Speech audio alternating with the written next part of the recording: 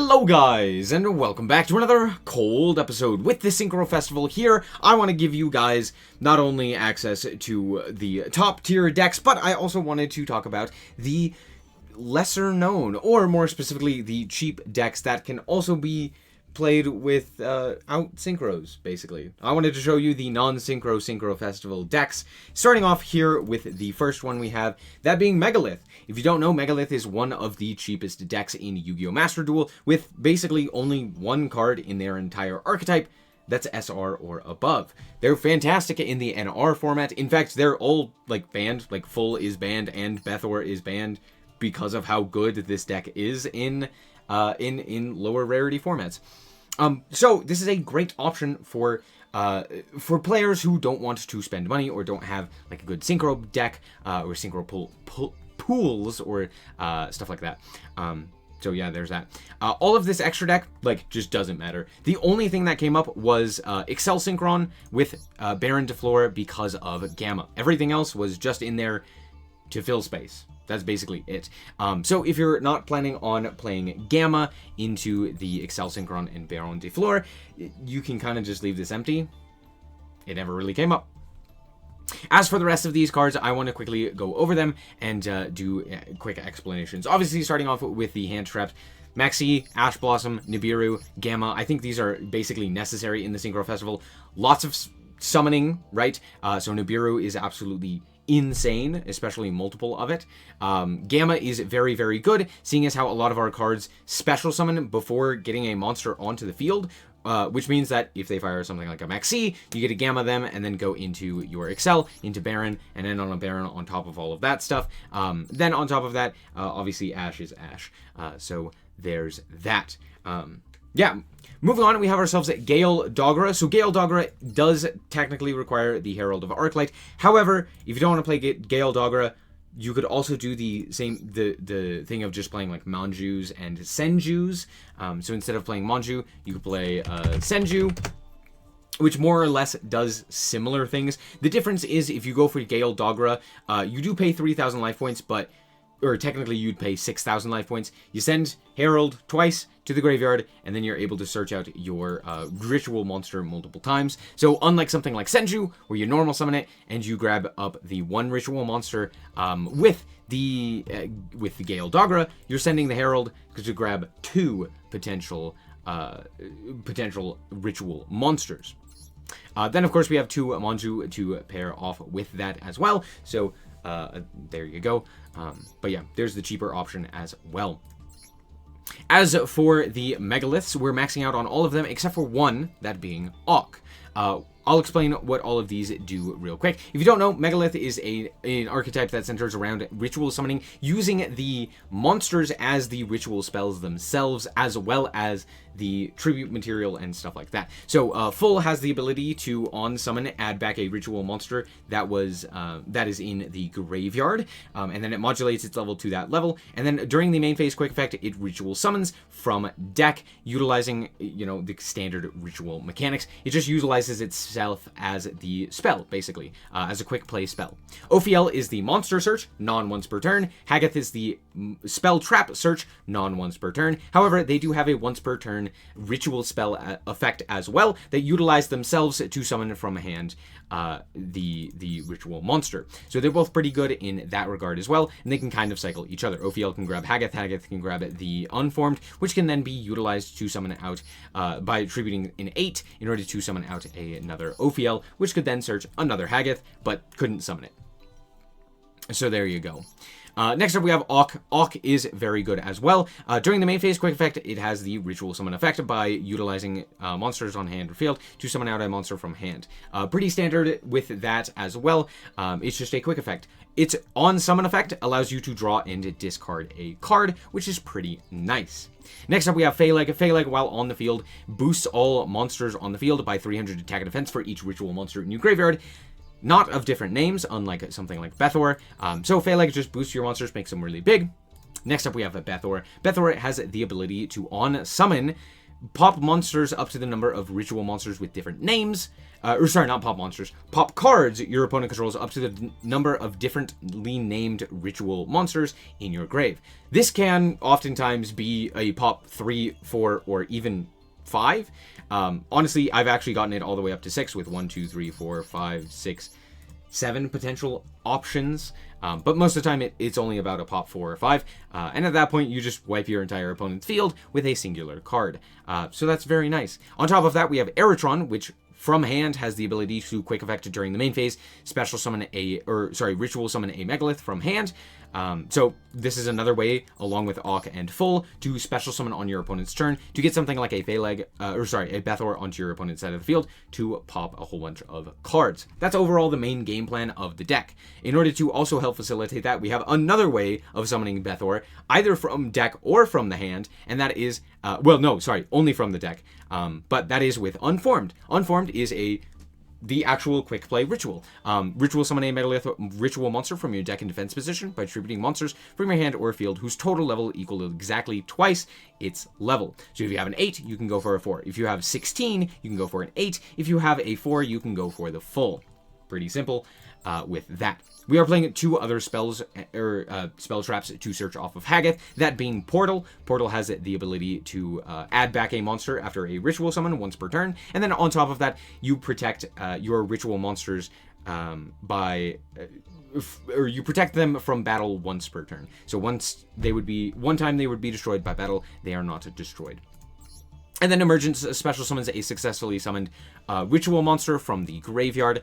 And then if it leaves the field, it goes to the bottom of the deck. This is actually pretty good because it gets full into rotation as well. It can also trigger things, or it can also just like special summon a Phaleg to boost your monsters, or you can summon an Auk to get additional summons from that and stuff like that. So all of that is pretty good. We're running 41. There isn't really a good card to cut here. You definitely kind of need the max amount of a lot of these things.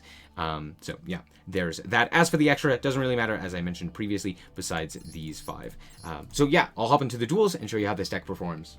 Alright, so here we are going first with a literal unplayable hand, so I'm just going to immediately pass the turn to my opponent. We don't have a way to ritual summon a monster onto our side of the field. We do need the level 8s in order to actually facilitate an actual ritual summon from the hand, or the quick play spell. So that's why we're maxing out on all of those 8s, while also playing that quick play, to give us easier access to that ritual summon. However, Haggith, if on the field, can go for the ritual summon, same with Full, but alas, we don't have the ability to get them on the field. My opponent reveals that they are on Goatee, then they are going to go for the banish here. They're going to banish the paces. They're going to go for the deepest depths to grab Exeep with the shift banish, and then they're going to special summon the Exeep. Normal summon, I believe, is shift, yeah, and go for the Aerion Post. Aerion Post banish the Snowiks, which can then add itself back to the hand, banishing the Exeep. Go to the battle phase and punch in for 21. They're going to pass the turn, and at this point, let's see what we can do. We draw for turn another Nibiru. I'm going to max C here, knowing that my opponent is going to have a whole bunch of cards that special summoned. I'm going to draw the Phaleg. My opponent will then also drop a max C, and I'm like, okay, we can do something about this. My opponent is then going to go for the shift. I draw the third Nibiru. I threaten battle phase here to see if they bite and actually go for anything here. I'm not really planning to go to the battle phase anyway, or do anything with the battle phase, though it would have been more useful had I actually been able to do that and actually attack over something. But alas, I'm like, it's fine. I'd rather try and bait them out with that. We're going to distribute one of the Nibirus with the Phaleg effect in order to grab up the full. Full effect is going to grab back that Phaleg, and then we can go and... I think I threaten end phase here.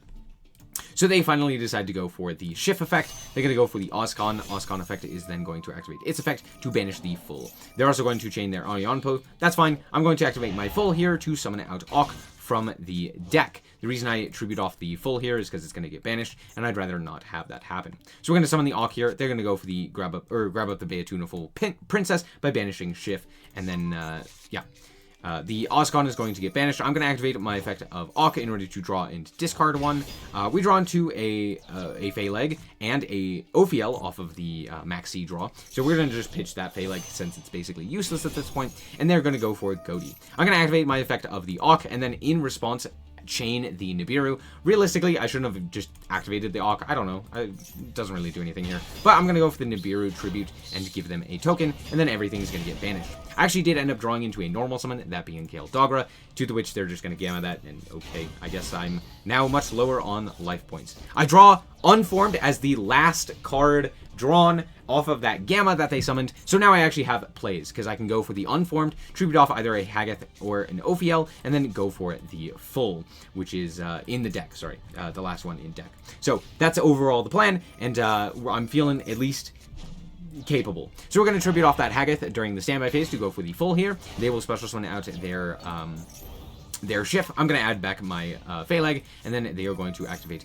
their field spell after going to main 1. They're going to banish the Ozcon here, and I'm like, that's a-okay with me. They're going to go for the Ozcon effect in order to banish the Goaty, and then activate, then I chain in response the full here to grab Ophiel. Now, I know you're probably confused as to why we grab Ophiel. Ophiel, on summon, searches the Aeritron. Aeritron now has the ability, during the main phase, to quick effect special summon. So this now means that we can go and special summon a Phaleg, and since I have this Nibiru still in hand, I'm kind of playing around that. So I'm not really going to go for a Bethor line here to pop some cards, so instead we're grabbing that Aeritron to go for a Phaleg. They're going to go for the chaining here. I'm like, yeah, that's totally fine. Out comes SnowiKs, and it is going to activate its effect to make sure that this guy gets banished. But since cards were banished, Changing's effect is going to trigger, and they actually end up banishing the wrong card, I would say, in this situation, which is the Ophiel. And I'm like, okay, that's fine. They're going to normal summon the Beatuniful, and then special summon out the Paces, and I'm like, nope, that's not allowed. Nibiru. So they get a really big token, and I get a big Nibiru on my side of the field. All right, we now get to play the game, and, well, they're going to bring back their 2 monsters, but honestly, that's not that big of a deal. We're going to go with the Phaleg here, and we're going to activate its effect in order to special summon it from our hand, the full. I tribute off the Phaleg because I do want this Ophiel in hand, so that I can use it to actually special summon it from hand. We're going to tribute the Phaleg that we just added back to go for the Hagath here. Hagath effect is then going to activate to grab up Portal. We're going to activate the Portal here, activate the Hagath, tribute off the Hagath, special summon out the Ophiel. We're going to trigger Chain Link 1 the Ophiel, Chain Link 2 Portal. Portal will add back the Auk, which we want to summon, and we are going to add from the deck the Bethor. We're then going to tribute in order to go for the Auk here as well. Auk is then going to draw us a card and pitch a card. I actually pitched the Aeritron because we just drew Manju, so it can just search it again if I need to, but I search out the Hagath here because we can just cycle it again. So we're going to cycle for that Hagath. Hagath can then add that Emergence. Emergence is very useful here, giving us access to the well, we haven't properly summoned a Phaleg, but we can special summon back that Auk. Auk can then, the special summon of Auk will then trigger Megalith Portal to add back the Phaleg, which we could then special summon with Auk's effect, making our board very big. So I'm just going to go to battle, walk over everything here. Pretty simple. We know that they have this SnowiKs in hand, I believe. Or no, yeah, that one is actually engraved, so never mind. But they're going to banish the Ozcon here. We are going to Ash that. That's fine. I don't want them to get an additional search here. But at this point, I'm also going to go for the Emergence here to special summon the Auk here, which will also trigger the Portal. They also trigger the Ozcon to banish the SnowiKs in order to grab up the Ozcon and special summon it. They're then going to go for the banish of the Paces, as well as the activation of the Minai Ruka. So there's that. In hand, we just have a Phaleg and a Bethor, but that's fine. We do have Auk, we do have full on activate, or with their effects activatable, so we can go for the Bethor with the Auk, or we can go for the Bethor with the full. We can also go for the Phaleg with either one of those as well. So we're going to see what we can do here. My opponent is going to go for the shift here, banishing it to go and boost the Ozcon. They're going to switch the Nibiru to attack, and at this point, I have to go for the Phaleg here, just to get a bigger body onto the field so that they can't OTK me.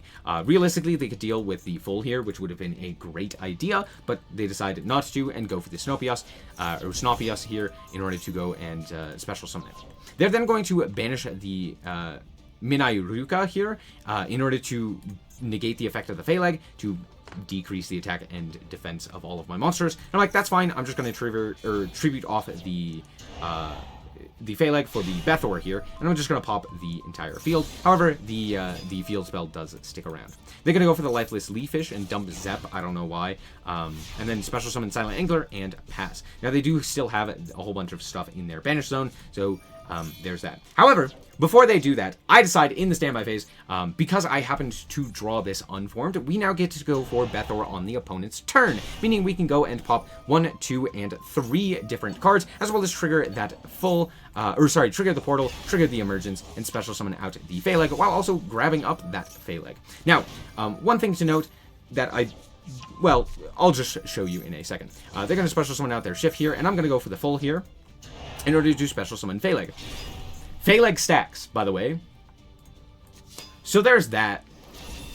So I'm going to punch them really hard in the face for 8,400 damage.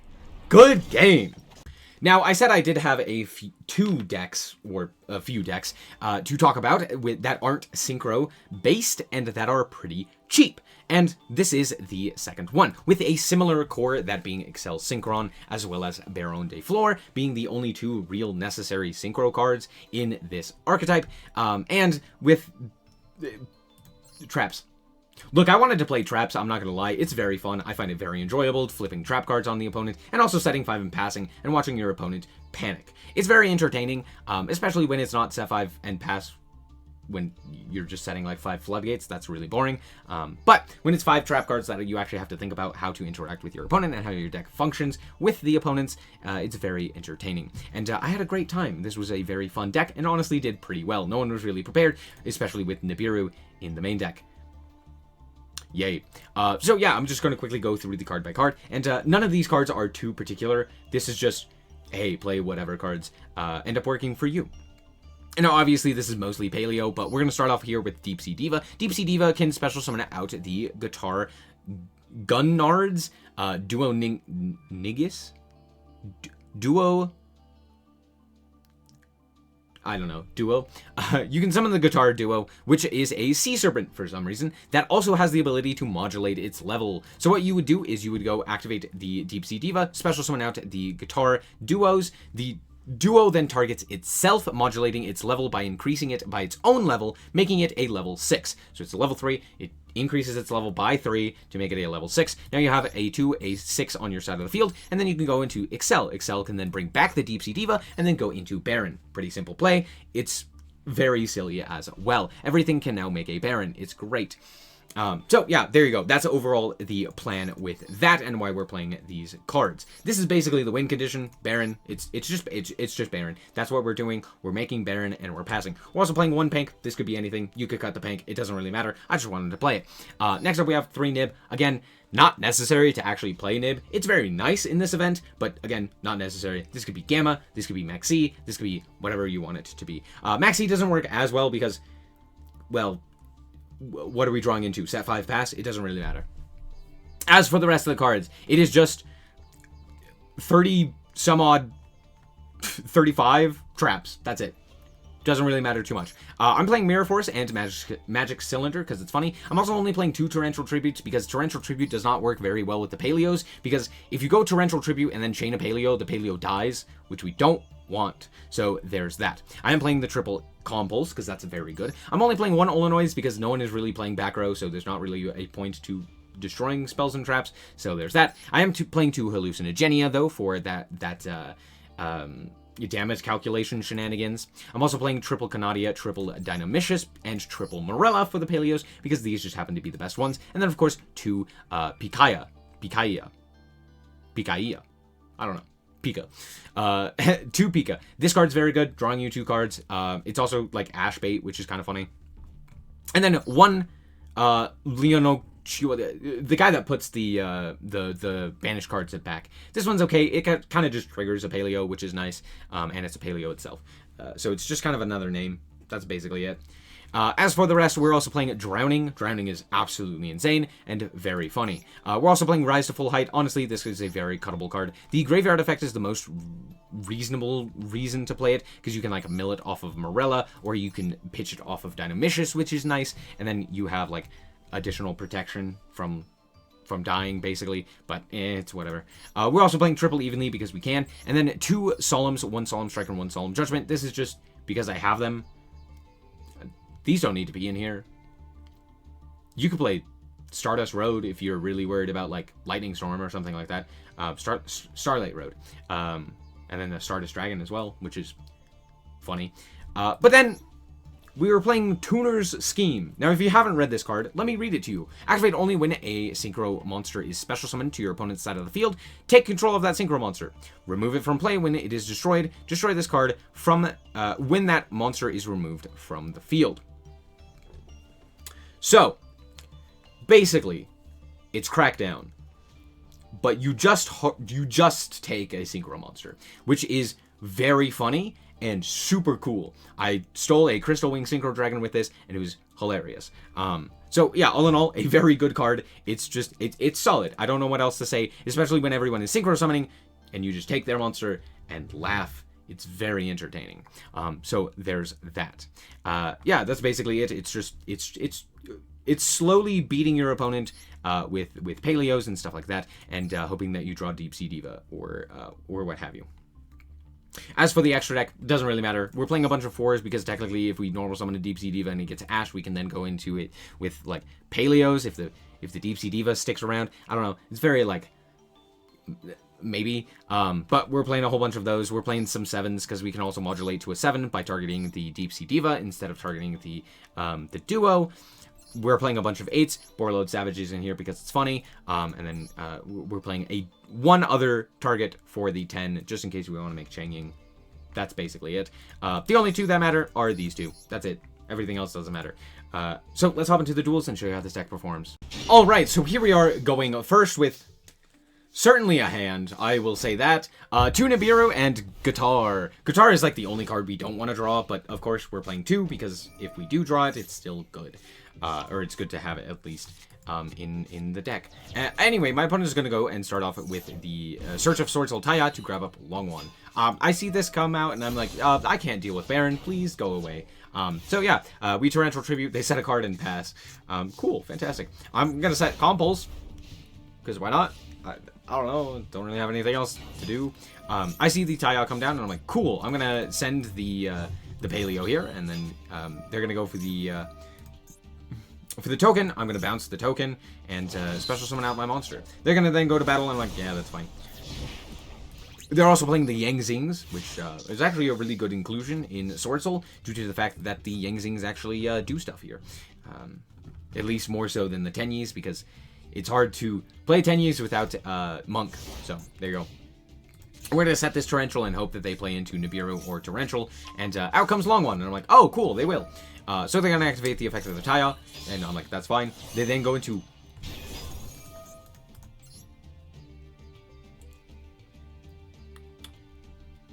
Okay. Anyway, they're going to summon the Long One here, and I'm just going to say no to all of that. Out comes Taya, and I'm like, no, Nibiru. And yeah, so that was funny. That Taya was summon number 5, by the way. We draw evenly matched, which is also very funny. Then they're going to activate the Threatening Roar, and I'm going to just summon out my Paleo and modulate its level. Oh wait, it's unaffected by monsters. Anyway, that's fine. They're going to go to battle, they're going to walk over the Guitar, and I guess that's probably right. Honestly, it's probably more correct to walk over the Morella at this point, but... who cares? I draw Magic Cylinder, which is also very funny. I'm going to activate the effect of the Guitar, which technically has the effect to increase a water monster by 100 attack and defense for each banished monster. However, Morella is unaffected, so hilarious. Anyway, we have a Magic Cylinder set, which is very cool. I draw Rise to Full Height, which is just so very bad. But that's fine. We're going to attack over them with Nib. It's fine. Nib beatdown. We're here to stay. It's going to be interesting. It's going to be good. Trust. They're going to normal summon Proofiness the Tactical Trapper. If you haven't read this card, good. Don't. It's fine. All that's happening is they're modulating their level and Blackout. So Blackout, they're going to grab a token, they're going to modulate their level a little bit more, so now they can make a 10. And what did they go for? Baron. Of course they make Baron. Of course. Why are they not making Baron? Of course they make Baron. Making Baron just makes the most sense. They're going to Called by my Nibiru, which doesn't do anything here, but click buttons. It's fine. They're going to go to battle and walk over my Morella, and I'm like, A-okay, that's totally fine. It's whatever. Anyway, we're going to draw for turn, and it's Canadia. Hey, that's something that they basically... what are they doing?